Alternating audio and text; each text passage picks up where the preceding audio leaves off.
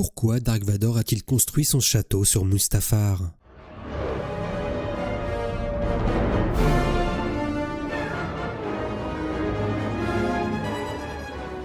Quelques mois après qu'Anakin fut devenu officiellement Dark Vador, Dark Sidious lui offrit un monde pour y établir sa base. Vador choisit alors Mustafar, la planète de son échec, face à son ancien maître, Obi-Wan. Il sentait que de grandes choses allaient se produire ici, mais Vador cherchait surtout quelque chose de bien plus profond, un moyen de ressusciter Padmé. Lorsqu'il arriva sur Mustafar à bord de la frégate de Padmé, vaisseau que l'empereur lui avait offert, il se dirigea vers la caverne où quelque temps auparavant il avait fait saigner son cristal Kyber. Il était accompagné d'une architecte impériale, Alva Bren, ainsi que d'un lieutenant nommé Rogo. Dans la frégate se trouvait également un artefact ancien, le masque de Momin, un architecte et artiste Sith. Une fois dans la caverne, Vador se mit à méditer, mais le masque de Momin prit possession du lieutenant Rogo, qui assassina l'architecte Bren. Toujours contrôlé par le masque, Rogo tenta ensuite de tuer Vador, sans succès. Le masque avait besoin d'un hôte pour s'exprimer et Vador en trouva un nouveau sur la planète. Momin, maintenant en pleine possession de ses moyens, fut interrogé par Vador au sujet du pouvoir de la caverne. Momin affirma qu'elle abritait une porte capable de le réunir avec sa défunte épouse, Padmé. Les deux Sith décidèrent alors de collaborer. Momin chercha un moyen de construire la forteresse parfaite, capable de concentrer suffisamment d'énergie pour ouvrir un portail à travers la force. Mais chaque tentative de construction se soldait par un échec. Ce ne fut qu'à la 9e tentative que le château